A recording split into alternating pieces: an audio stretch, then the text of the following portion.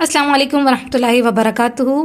ये वीडियो एक जैसे अल्फाज का एपिसोड नंबर 3 है। अब तक हमने दो वीडियो में दो अल्फाज के मुख्तलिफ तरीके से देखा है कि उन पर जब हरकत की तब्दीली होती है तो मानी में क्या फ़र्क आता है और कुरान में हम उसको किस तरीके से पहचान सकते हैं। तो आज हम एक मुख्तलिफ लफ्ज़ के ऊपर देखेंगे कि उसको हम क्या तर्जुमा करेंगे और कैसे उसकी पहचान करेंगे, और फिर हम आयत से यानी आयत के टुकड़े से इंशाअल्लाह उसका तर्जुमा करना सीखेंगे। तो चलिए शुरुआत कर लेते हैं। तो आज का जो लफ्ज़ है वो है अब्द। अब्द का मानी जो होता है वो होता है बंदा या गुलाम। तो आपको जब भी अगर कुरान में मिलता है अब्द तो आपको तर्जुमा करना है बंदा या गुलाम। अब आपको कुरान में कैसे मिल सकता है? अब्दुन हो सकता है, यानी आइन के बाद बा पर जो है सुकून या जज़म होगा और आखिर में दो पेश आ सकती है, तो भी आप उसका तर्जुमा करेंगे बंदा या गुलाम से। दूसरा जो है दाल के ऊपर दो ज़बर और अलिफ का इजाफा हो, तब भी इसका मानी होगा बंदा या गुलाम। उसके बाद अगर इसमें दाल के नीचे दो ज़ेर आ जाए तो भी इसका तर्जुमा बंदा या गुलाम से करना है। और देखें अब्दु इस तरीके से लिखा हुआ कुरान में मिलेगा, आयत में भी आया है, तो इसका तर्जुमा भी आप बंदा या गुलाम से करेंगे। कई बार स्टूडेंट्स कंफ्यूज होते हैं, इसलिए इन सब चीज़ों को अगर याद रख ले तो इंशाल्लाह बहुत आसानी हो जाएगी। तो अब देखें आयत में देखते हैं, काला इन्नी अब्दुल्लाह। काला यानी उसने कहा, इन्नी बेशक मैं, अब्दुल्लाह अब्द यानी बंदा हो गया, अब्दुल्लाह अल्लाह का बंदा।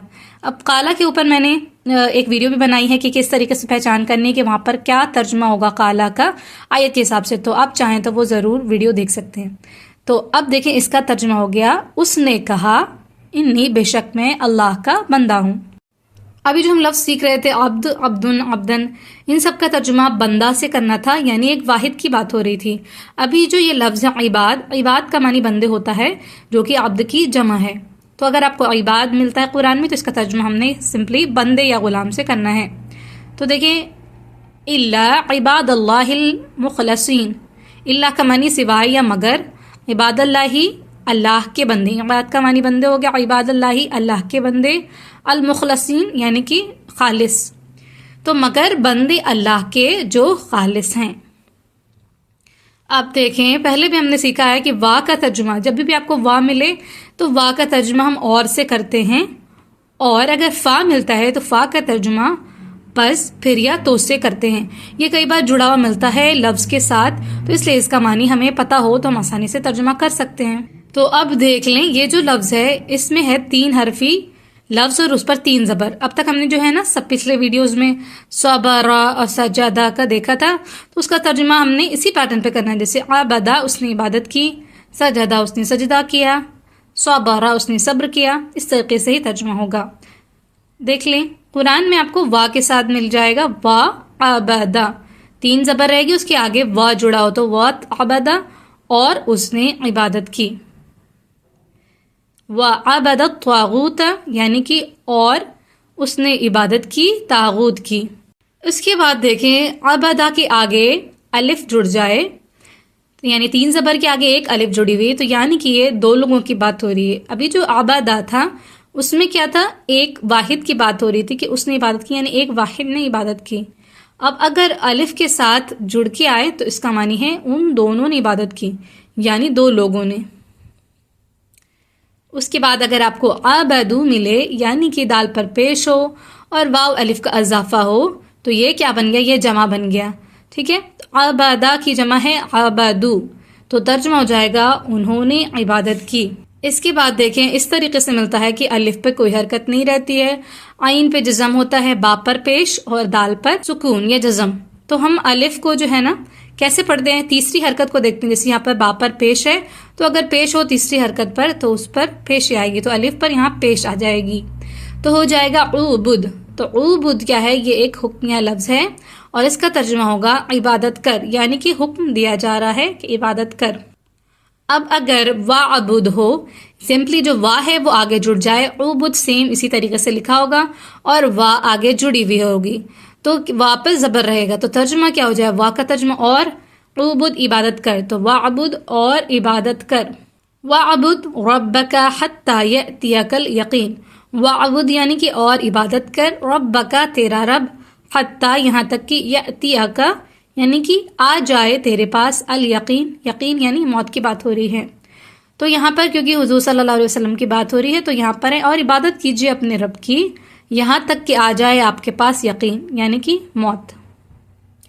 اب دیکھیں جو ہم نے عبد دیکھا اس کی آگے فا جڑی ہوئی ہے، تو فا کیا ہوتی ہے؟ یہ جا کے الف کے ساتھ مل جاتی ہے، تو یہ لکھاتا ہے فاعبد، ٹھیک ہے، فا اور الف جڑی ہوئی رہے گی اور اس طریقے سے لکھا ہوا ملے گا، فاعبد، عین پہ جزم دکھے گی، ٹھیک ہے۔ اور تو فا کا ترجمہ پس پھر یا تو ہوتا ہے اور عبد کا ترجمہ ہوتا ہے عبادت کر، تو فاعبد پس پھر یا تو عبادت کر۔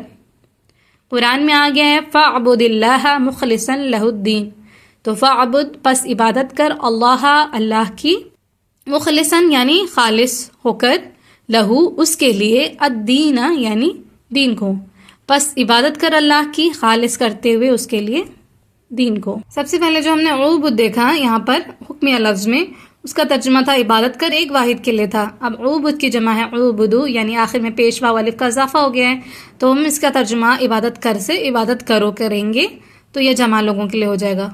قرآن میں آیا ہے یا قومی اعبدوا اللہ ما لکم من الہ غیرہ، یا قومی اے میری قوم، یعنی یا کے اوپر کھڑی زبر ملے یا الف کے ساتھ آتی ہے تو دونوں کا معنی ایک ہی ہوتا ہے، یا قومی پکار کے لیے استعمال ہوتا ہے، تو یا قومی اے میری قوم، اعبدوا اللہ عبادت کرو اللہ کی، ما لکم نہیں ہے تمہارے لیے، من الہ یعنی معبود میں سے، غیرہ اس کے سوا، اے میری قوم عبادت کرو اللہ کی، نہیں ہے تمہارے لیے کوئی معبود اس کے سوا۔ اب دیکھیں ہم نے جو واعبد دیکھا تھا، واعبد کی جمع ہو گیا واعبدو، یعنی کہ آخر میں پیش اور واو الف کا اضافہ، تو وا کا ترجمہ اور سے ہو گیا اعبدو عبادت کرو جمع کے لیے، تو اور عبادت کرو۔ قرآن میں آیا ہے یا ایھا الذین آمنوا رکعوا واسجدوا واعبدوا ربکم، یا ایھا الذین آمنوا کا معنی ہو گیا اے لوگو جو ایمان لائے ہو، ارکعوا یعنی کہ رکوع کرو، واسجدوا اور سجدہ کرو، واعبدوا اور عبادت کرو، ربکم تمہارا رب، یعنی اے لوگو جو ایمان لائے ہو رکوع کرو اور سجدہ کرو اور عبادت کرو اپنے رب کی۔ اب دیکھیں قرآن میں آیا ہے فاعبدوا، جیسے فاعبد ہم نے دیکھا واحد کے لیے تھا، ایک انسان کے لیے، اب واو الف کا اضافہ اور پیش ہوگی دال کے اوپر، تو یہ فاعبدوا بن گیا اور اس کا ترجمہ ہو گیا فاعبدوا پس پھر یا تو عبادت کرو، تو قرآن میں ملے گا فاعبدوا ما شئتم من دونہ، فاعبدوا پس عبادت کرو، ما شئتم جس کی تم چاہو، من دونہ یعنی اس کے سوا، تو پس عبادت کرو جس کی تم چاہو اس کے سوا۔ اب دیکھیں جیسے ہم نے حکمیہ لفظ دیکھا نا کہ اعبد یعنی عبادت کر، تو ہے لا تعبد مت عبادت کر یا مت تو عبادت کر، تو یہ منع کرنے کے لیے استعمال ہوتا ہے، تو قرآن میں ملے گا یا ابتی لا تعبد الشیطان، یعنی یا ابتی یعنی یہ یا پکار کے لیے استعمال ہوئی، یا ابتی اے میرے باپ، لا تعبد مت عبادت کر، الشیطان یعنی شیطان کی، تو اے میرے باپ مت عبادت کر شیطان کی یا مت عبادت کیجیے شیطان کی۔